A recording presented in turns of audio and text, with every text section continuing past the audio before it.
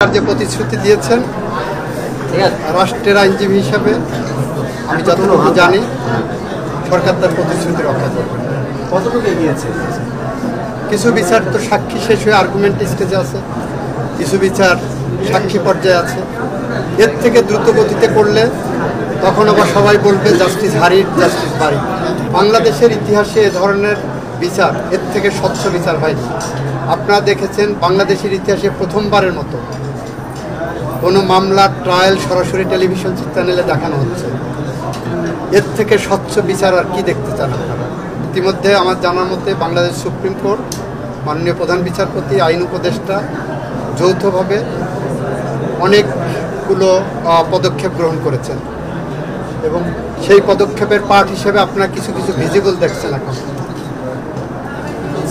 সিপিসিতে amendment আনা হচ্ছে। আপনারা দেখেছেন গতকাল প্রথমবারের মতো নারায়ণগঞ্জে ডিজিটাল বেল বন্ড সাবমিট করা উদ্বোধন করা হয়েছে। আগে একটা বেল বন্ড একজন আসামি জামিন পাইলে সেই জামিননামা কারাগার পর্যন্ত পৌঁছাতে 12টা ধাপ অতিক্রম করতে হতো। সেটা আমরা 2টা ধাপে নিয়ে চলে এসেছি। বেল বন্ড সাবমিট করবেন অনলাইনে, এরপরে কারাগার থেকে ওইটা দেখবে যে বেল বন্ড সাবমিট করা আছে কিনা, আসামি মুক্তি পাবে। আপনার ফাদের বিচার কাজ হাইকোর্টে শেষ করা হয়েছে। এটা আরও দেরি হতো অর্ডিনারি কোর্সে গেলে, এটা ফাস্ট ট্র্যাকে নেওয়া হয়েছে। হাইকোর্ট কী রায় দিয়েছে আপনারা জানেন। আপিল বিভাগে আসামি পক্ষ গেছে, আপিল শুনানির জন্য প্রস্তুত হবে, তারপর আপিল শুনানি হবে এবং আশা করি দ্রুততম সময়ের মধ্যে। আপনার ফাদের ভূমিকা হলো জুলাই বিপ্লব আসছে বৈষম্য বিরোধী আন্দোলন দিয়ে, কিন্তু মানুষের যে ক্ষোভ গণতন্ত্রের জন্য, নির্যাতনের বিরুদ্ধে, হত্যাকাণ্ডের বিরুদ্ধে মানুষের ক্ষোভ দীর্ঘদিনের ছিল ফ্যাসিস্টের বিরুদ্ধে।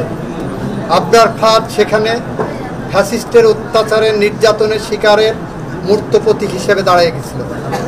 আবরার ফাদ যারা জুলাই বিপ্লব করছে তাদের সামনে একটা জ্বলজ্বন্ত উদাহরণ ছিল যে আবরার ফাদের হত্যা যেভাবে হয়েছে, বাংলাদেশের প্রতিকার চাই, বাংলাদেশ গণতন্ত্র চাই, ন্যায় বিচার চাই, ফ্যাসিস্টের বিচার চাই। এভাবেই আবরার ফাদ সবার আদর্শের ধারক হয়ে দাঁড়িয়েছিলেন।